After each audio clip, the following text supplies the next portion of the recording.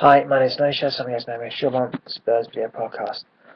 Obviously it's a very disappointing end to the season, and obviously my heart's kind of broken, obviously Newcastle rolling over and dying for Arsenal, but you got to give Arsenal credit, they got results, and they won games when they had to win them, and unfortunately our home form is what cost us this season, losing at home to Wigan, Fulham, you know, you just can't do that, you cannot. I must say, look, every team loses at home. Even, Man United lost to us at home, so it's not, they still won the title, but you have to generate a lot more victories, and then we did. Everton, uh, obviously, we were very lucky to get a draw against Everton.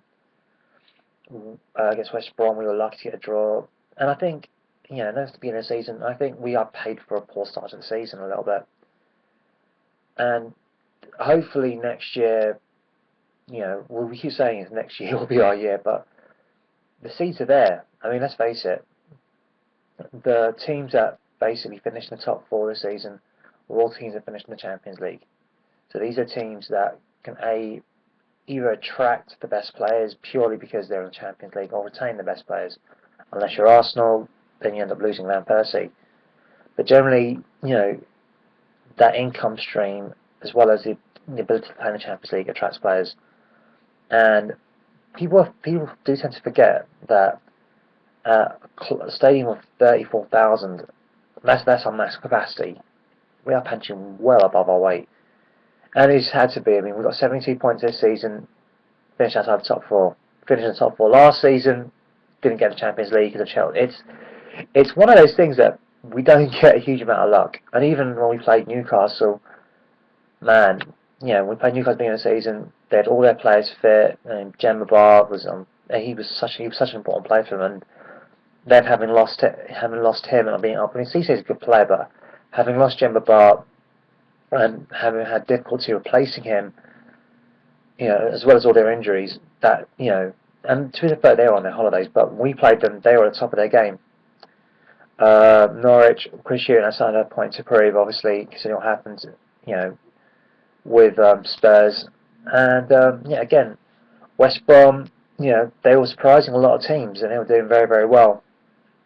And I think when we weren't really settled, I know Super Spurs is going to say, "Oh, do you know what? We lost a lot of games because of Brad Friedel."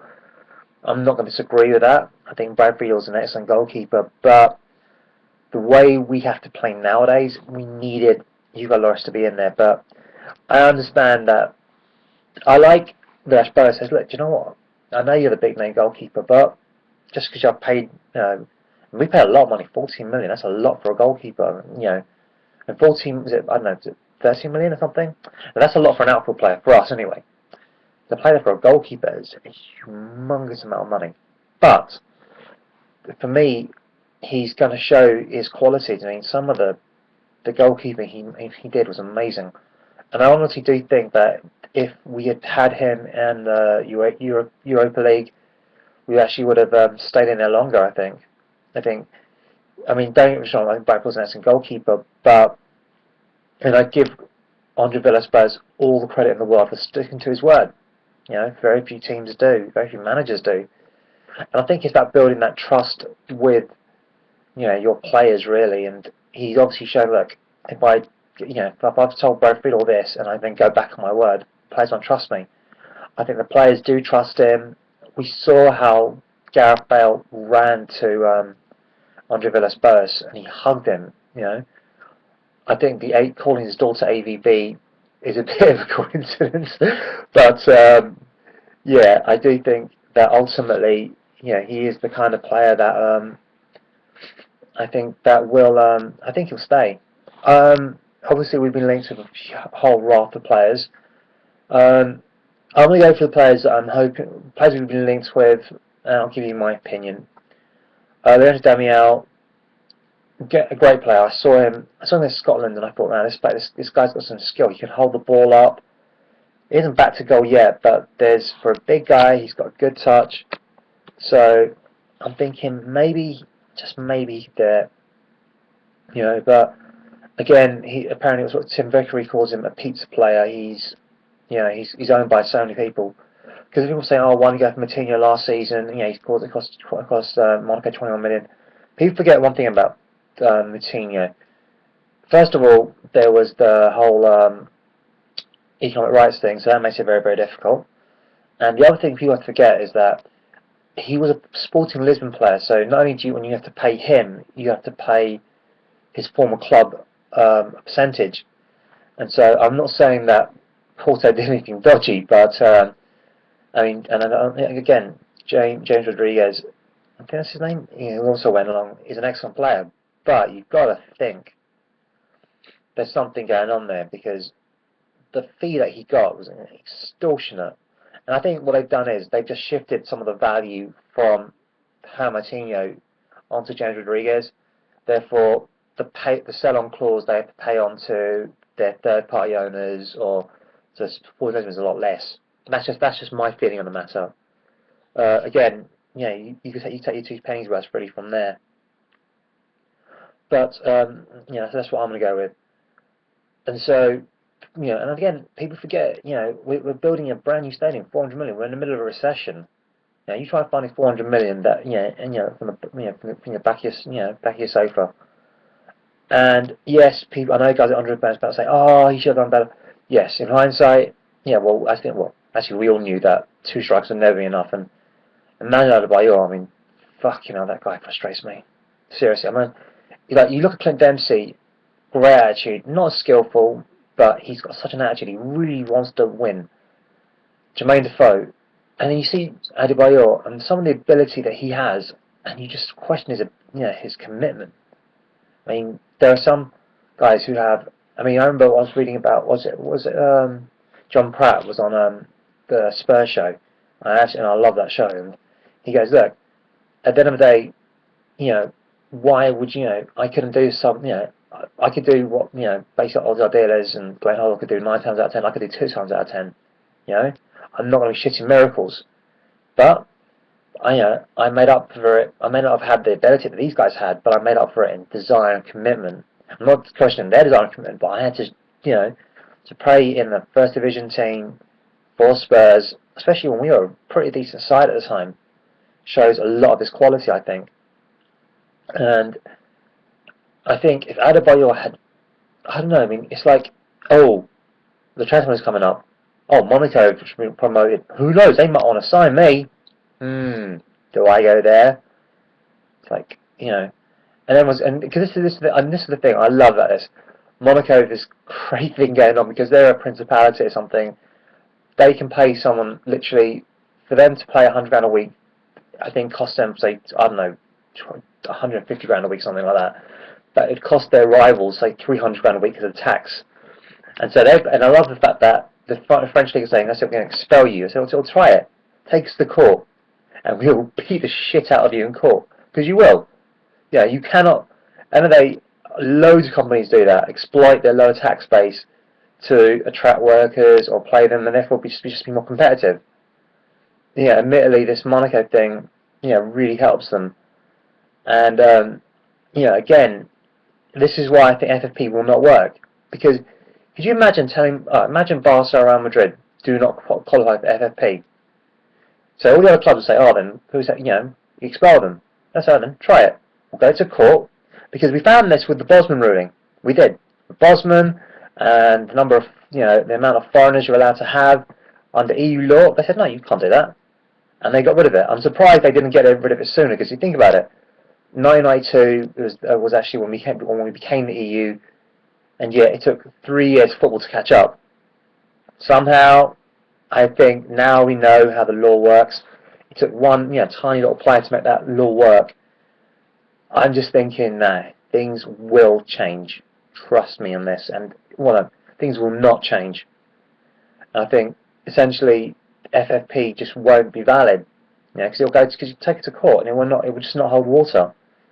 Like I say, I would love some wealthy billionaire to buy us, because at the end of the day, Man City, that's what have happened. How does Man City, was it 5 years ago, they were on the right team, just got promoted, or was it a few years ago, 3-4 years prior. But yeah, they weren't a great team by any stretch of the imagination. Yeah, huge fan base, but brand new stadium. But no, they weren't going to be this amazing. Then they get poured into like £1 billion worth of cash. I love how Chelsea fans say, "Oh, Man City bought the title." Obviously, Chelsea didn't buy the title at all, did they? So I don't know. But Leandro Damião, I just don't want him. I just think there's too much shit, too much hassle to deal with.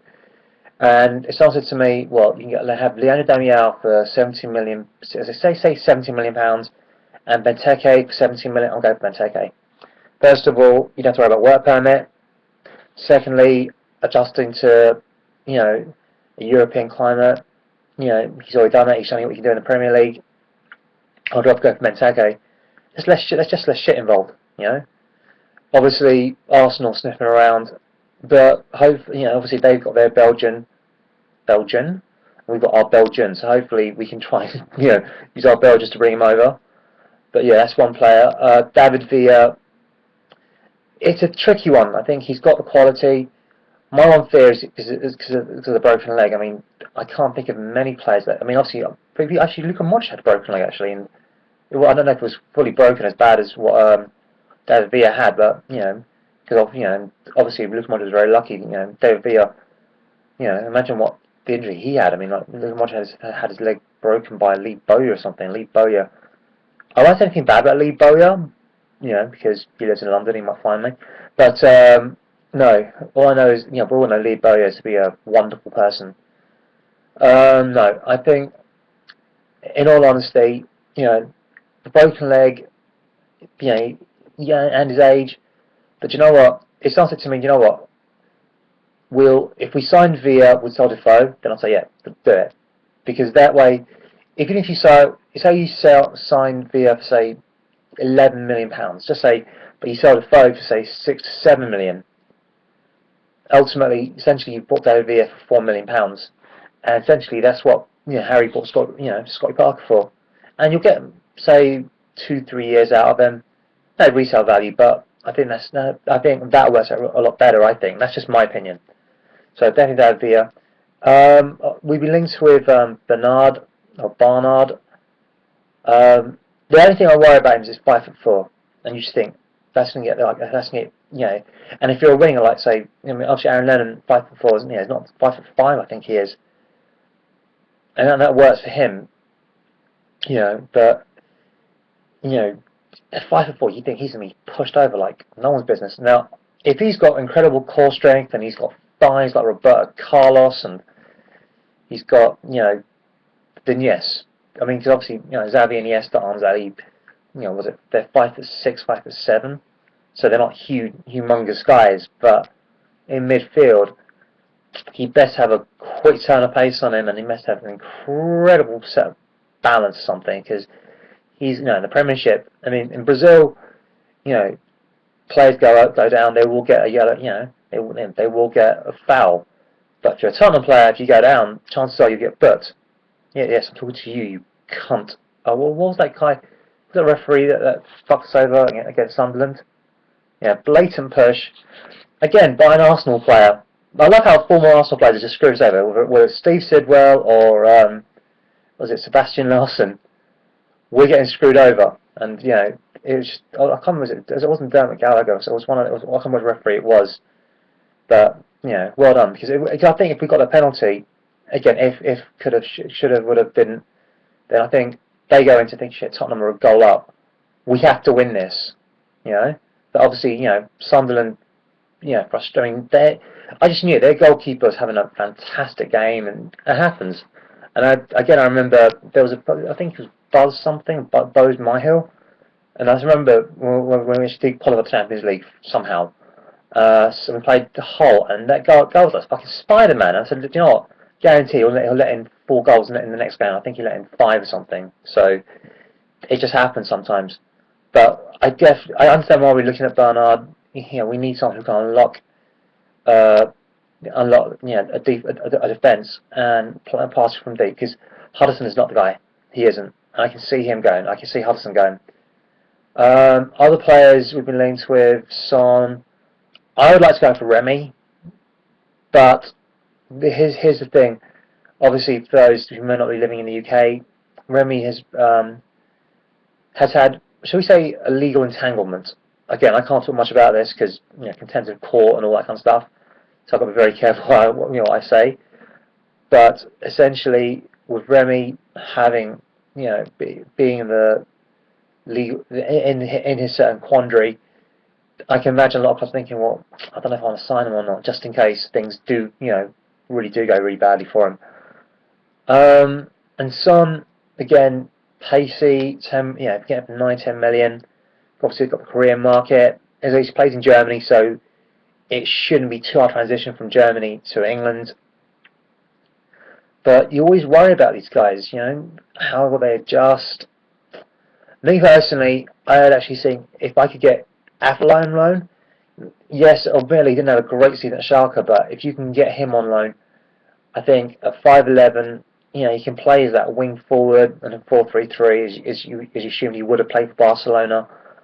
And I think he does give competition to Aaron Lennon as well as Andros Townsend, who I think met Andros so many times, a couple of times, and he's such a nice guy. And I hope he bounces back from this whole betting thing. And but yeah, so that's. If someone said to me, who would you like to sign? I'll say, well, I think I'd like to sign Tobias Alderweireld, pure Alderweireld, because I'm not. Again, Kyle Walker, I'm not convinced with. I'm not, and I think we need a proper defender in there. Carl Moulton, it just isn't good enough. I think he's good enough to play in the Premiership. Yes. Is he good enough to play for a top 6 side? I have my doubts. I honestly do. And we've let him out on loan. He went to Norwich on loan, had a good season with Norwich as well. But is that his zenith? Is that the best he can do? That's just my feeling on the matter. So I definitely would look to loan out Carl Knowlton and bring in Alderweireld. Because the other thing you've got to remember is Michael Dawson, again, he's 30, 31, so he's only got, another 2-3 seasons left. So we need to look at, bridging that gap. Alderweireld can play both right back and centre half. And again, we don't know how Yunus Kabul is going to be. So from that perspective, you've got to look at is, again, I'm not saying, who knows, he might be fully fit, but, you always, a lot of things of Yunus Kabul was his pace. And apparently Carl Walker said, you know what, Gareth Bale, Aaron Lennon, Carl Walker, myself, and Yunus Kabul, we'd have an amazing football 100 relay team. People forget how quick Yunus Kabul actually is. And again, he was our player of the season. And here's the funny thing: the player of the season for Spurs show was William Gallas, who now left the club, being released. Speaking of players who got released, David Bentley, and I obviously wish that they'd like the Spurs higher ups actually would look at message boards or whatever, just see what we think, because none of us wanted him. None of us wanted, David Bentley, especially at 16.5 million. We thought, fuck off. None of us wanted Darren Bent either, to be totally honest. And again, do they listen? No. Well, look how well Darren Bent did for you. Look how well, David Bentley did. He's gone on for a free, and that's your money. It's like people say that Levy won't spend money. He does spend money, but you fucking, I don't know if I fucking waste it at times. So, and that was a Daniel Levy purchase. So I don't know. If someone said to me, if we could, again, I think we need to really start spending money, because I actually think, there's been rumours about Arsene Wenger going to PSG. I don't know how true that is, but you've got to look at it and think, well, do you know what? He's probably done, how far, he's got, I don't think he can take Arsenal as further than, I don't think they're going to win the league title unless they get a massive cash injection. Yes, they've got the financial firepower according to Gazidis, but I just honestly think that he's just banging an empty drum. I think, yes, you can have financial firepower, yes, you've got the Emirates Stadium, but you've got 2 clubs which have been bankrolled by billionaires, and another club which is probably the biggest club in the world, just purely marketing-wise. And Arsenal did an incredible thing to punch above their weight for so long against Manchester United, and for a year or so against Chelsea, but eventually when they got Mourinho, it just told, and they've never really been able to get back there. So, from my opinion, I think we need to start spending cash. So yeah, if someone said to me, Magic 8 Ball, who would you sell? I'd probably sell JD and Adebayor. I think JD just isn't good enough, not for a top 4 side. I think he's improved, but he's a nice guy. I've met him, but I think if we have aspirations, we need someone who's a bit more consistent, a much better finisher, and someone who actually has his head up a lot more.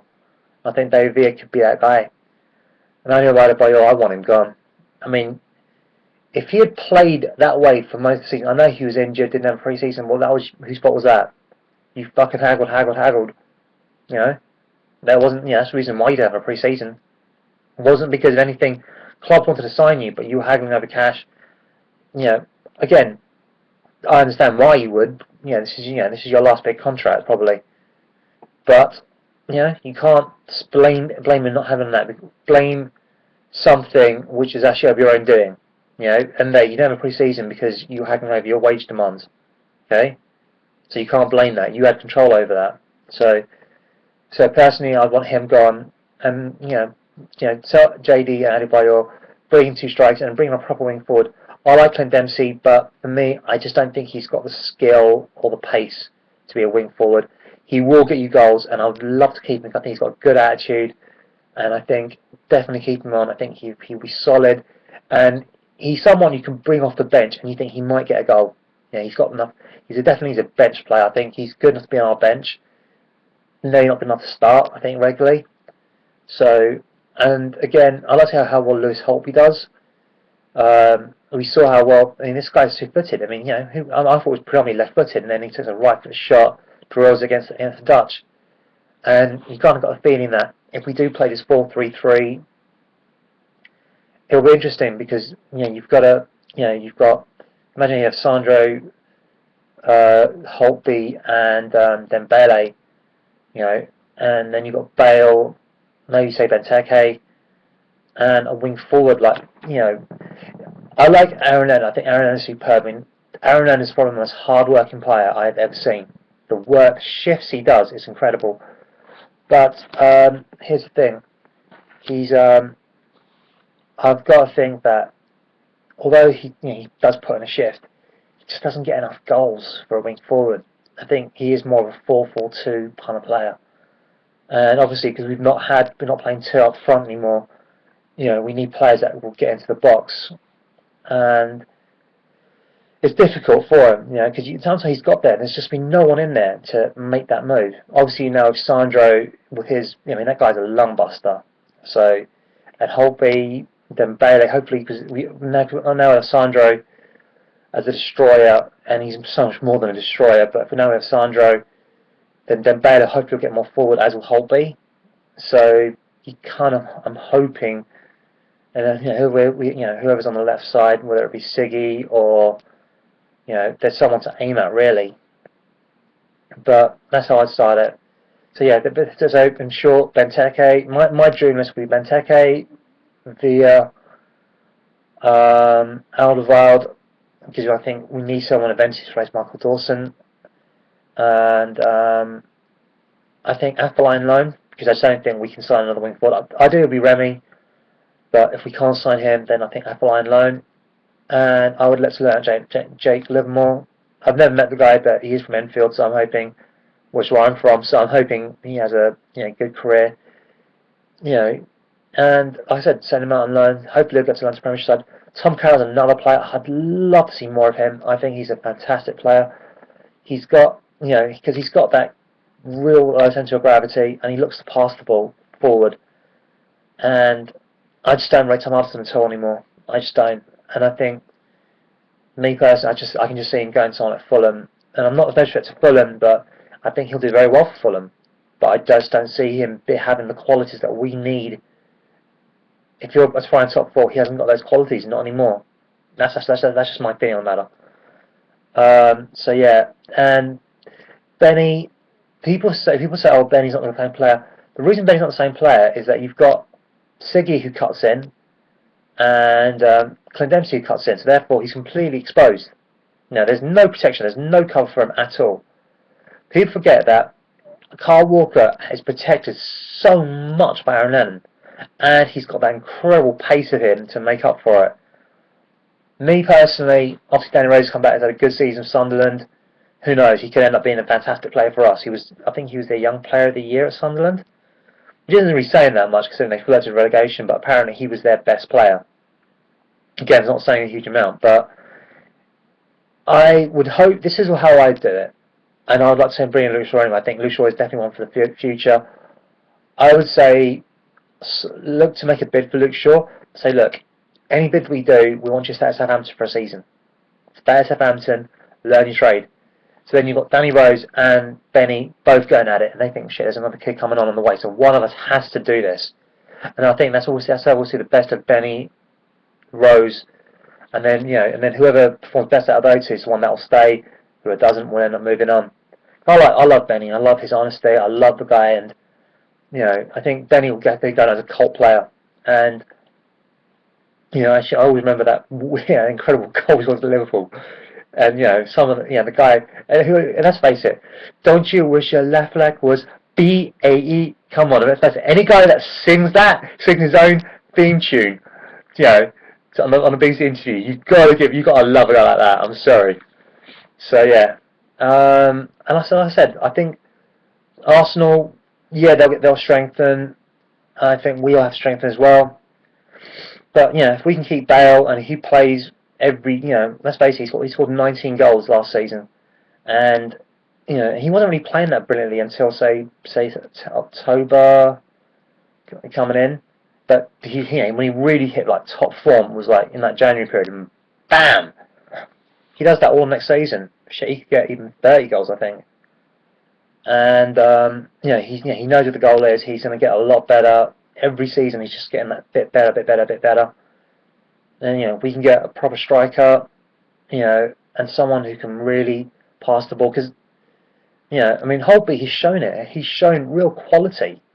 He's got tenacity. He's a rookie. I think he can be a real box-to-box player. And if he can do that, and he can get a good pre-season win with us, really get something on wavelength. Because he's got those wing mirrors, those lovely little flicks, and like that Vanderbilt used to have. If you can get that going, man, I'm really hopeful. Anyway, apologies. There is no Don. There is no Kevin G. There's no Jez. It's just me. But I hope you've enjoyed this YouTubes. Thank you for this season. And again, I'm really touched that you guys have actually watched YouTubes over this season. And cannot wait to the friendly start. And because there's some more about football that drive me insane. Hasta luego, people.